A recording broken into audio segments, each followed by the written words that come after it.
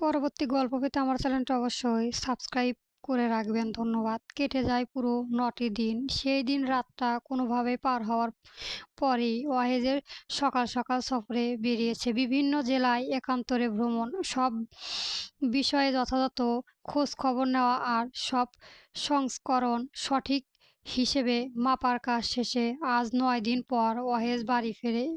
ঘড়িতে এখন রাত ১০টা বাজে। ওয়াহেজ বাড়ি ফিরেছে সেই রাত ৮টায়। অথচ আনভির দেখা সে কখনোই পাচ্ছে না। এই ৯টা দিন আনভির খোঁজ খবর নেওয়াটাও তার জন্য বেশ মুশকিল হয়ে দাঁড়ায়। নিজের কাছে আনভির কোনো ফোন নাম্বার নেই। কাজের ফাঁকে যখনই একটু অবসর পায় আনভির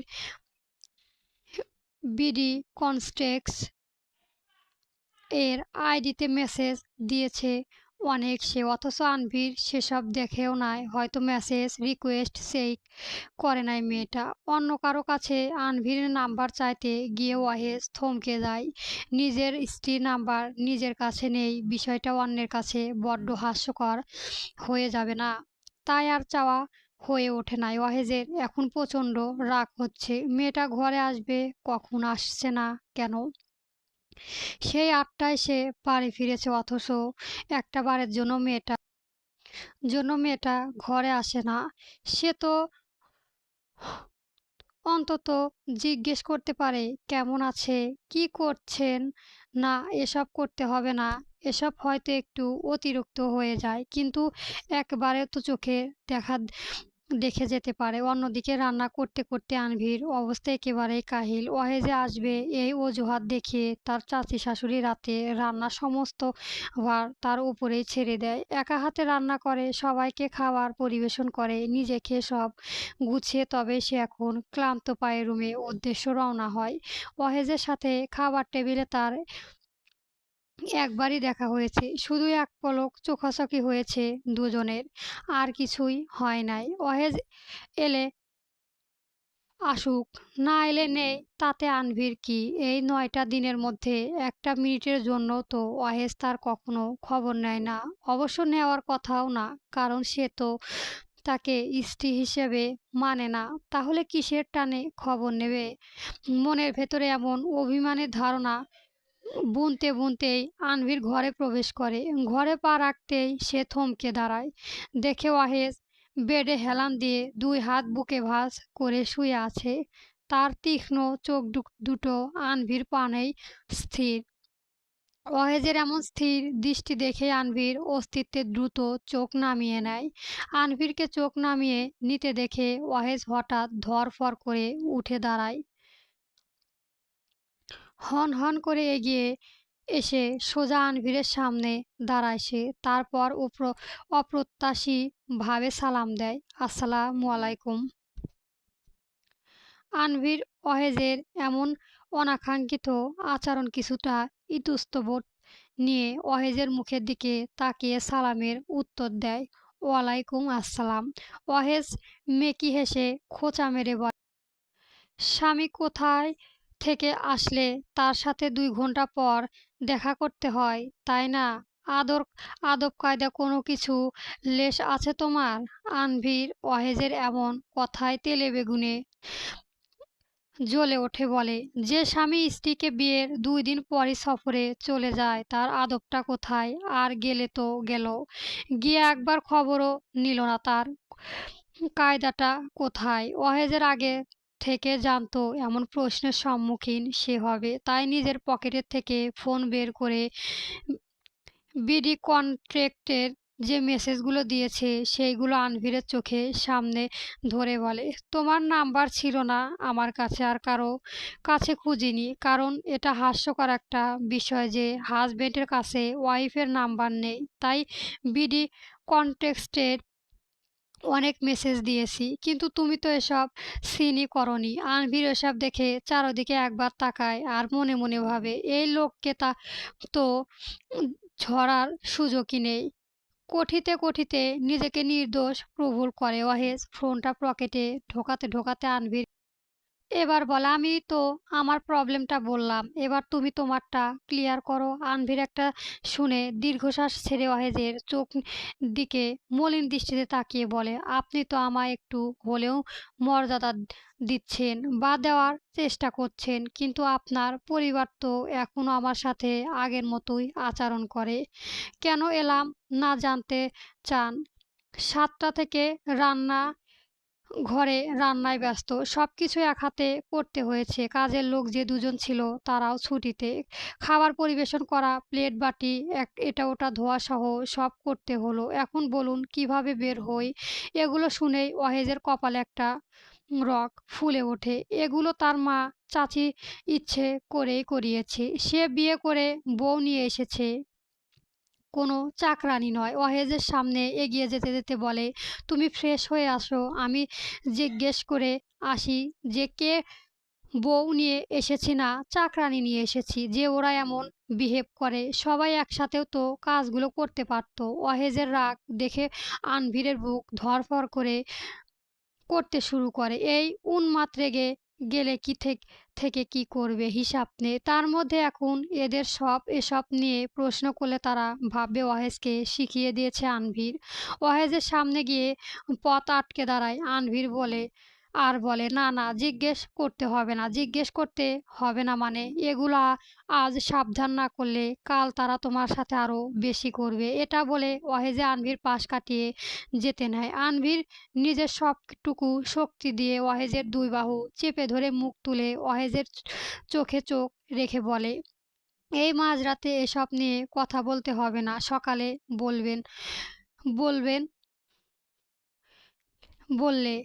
আর মেয়েদের এভাবে একটু মানিয়ে নিতে হয়। এসব কিচ্ছু না। সমাজের রীতি এটা। সমাজের রীতি আমি পাল্টে দিচ্ছি। তুমি কি দেখোনি আমি কিভাবে বিশৃঙ্খলা সমাজের এই দেশকে ৩ বছরে কতটা শৃঙ্খলায় নিয়ে এসেছি? এগুলো তো অন্যায়। ঘরের বউ বলে তারা সব কাজ করতে হবে? এটা তো জুলুম। আর এই জুলুম আমার নিজের ওপর হচ্ছে। তোমার ওপর হওয়া মানেই তো আমার ওপর হওয়া।" আনভীর ওয়াহেজের বাহু আরো শক্ত করে ধরে বলে, "এগুলো এখন বললে উনারা আমাকেই দোষারোপ করবে। সবার মানসিকতা এক নয় অহেজ। হ্যাঁ, জিজ্ঞেস করবেন, অবশ্যই করবেন।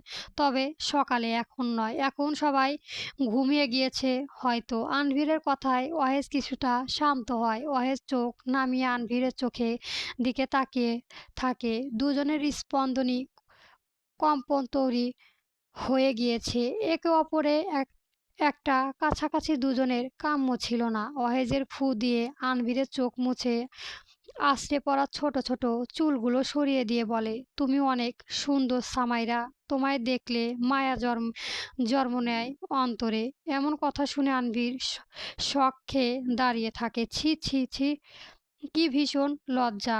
এই লোক তার প্রশংসা করছে। আনভীর অহেজের থেকে সরে যেতে যেতে বলে, আপনি যান, গিয়ে ঘুমান। যা হবে সকালে দেখা যাবে। আমি ফ্রেশ হয়ে নেই।" এটা বলে আনভীর দ্রুত আলমারি দিকে এগিয়ে গিয়ে একটা গাঢ় সবুজ রঙের কুর্তি আর সাদা পায়জামা নিয়ে ওয়াশরুমে প্রবেশ করে। গোসল দিতে হবে। শরীরে মশলা ঘ্রাণ লেগে গিয়েছে। গা শিমশিম করছে। ভালোভাবে গোসল করে আনভীর ধীরে ধীরে ওয়াশরুম থেকে বেরিয়ে আসে। ওয়াশরুমে থেকে বের হয়ে দেখে ওয়াহেজের ওয়াশরুমের বাইরে দাঁড়িয়ে আছে। ম- মনে হচ্ছে আনভীরই অপেক্ষা করছে। আনভীর ওড়না আনেনি। মনে করেছিল ওয়াহেজে যেহেতু ঘুমিয়ে যাবে তাহলে ওড়না রুমে গিয়েই পরবে। আনভীর চুল মশার টাওয়ালটা বুকে টেনে ধরতে ধরতে ভ্রু কুঁচকে ওয়াহেজের দিকে তাকিয়ে জিজ্ঞেস করে, "আপনি এখানে কেন? ঘুমাবেন না?" ওয়াহেদ আনভীরের কথা না শুনে অপলক নয়নে আনভীরের দিকে কতক্ষণ তাকিয়ে থাকে। তারপর হুট করে আনভীরের কোমর পেঁচিয়ে ধরে তাকে নিজের নিকট নিয়ে আসে। আনভীর ছটফটিয়ে ওঠে, এই কি করছেন?" ওয়াহেদ আনভীরের থেকে টাওয়ালটা নিতে নিতে আনভীর কপালে কপাল ঠেলিয়ে ফিসফিসিয়ে বলে, "আমরা না হয় আজ থেকে প্রপারভাবে স্বামী স্ত্রী হলাম। আমি দুঃখিত বাসর রাতে তোমাকে তোমার প্রাপ্য সম্মান না দেওয়ার জন্য। আমি দুঃখিত তোমার সাথে বাজে আচরণ করার জন্য। তুমি কি রাজি হবে আমার এই ফয়সালায়?" আনভীর গা বেয়ে বেয়ে বেয়ে যাচ্ছে হিমশীতল এক অনুভূতি। সে কি বলতে বুঝতে পারছে না, লজ্জা কেন কান গরম হয়ে গিয়েছে। আনভির নিচু স্বরে শুধায়, আজ থাক না, কাল না হয়। অহেজে মুখ নামিয়ে এনে আনভিরের গালে একটা চুমো এঁকে দিতে দিতে বলে, সওয়াবের কাজের গাফিলতি কি প্রয়োজন? আজ তুমি অনুমতি দিলে কয়েক বস্তা সওয়াব লুটে নিতে পারি। হায়াত মউতের কথা তো বলা যায় না। আনভির অহেজের কাঁধে হাত রেখে শক্ত করে আর জিজ্ঞেস করে, নিন তো দেখি তাহলে। অহেজ অনুমতি পেয়ে বিসমিল্লাহি বলে আনভিরের দুই ঠোঁটে চুমো খায় প্রকটভাবে। এভাবে কয়েকবার খেয়ে বলে, এই এই যে নিলাম, বুঝলেন? আনভির মৃদু হেসে অহেজের চোখের দিকে তাকিয়ে বলে, আমি রাজি, তবে কিছু কথা জানার আছে। উত্তর দেবেন? দেব। প্রশ্ন করো।